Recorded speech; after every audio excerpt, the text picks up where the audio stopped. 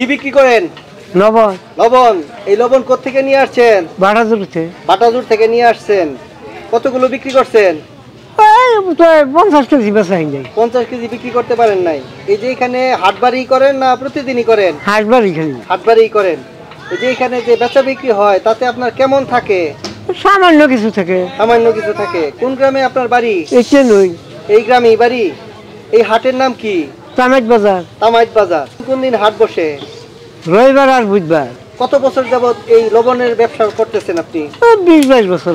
হ্যাঁ, লাভ করছি দেখে যেদিন বড় জোর 200 টাকা রাখায়।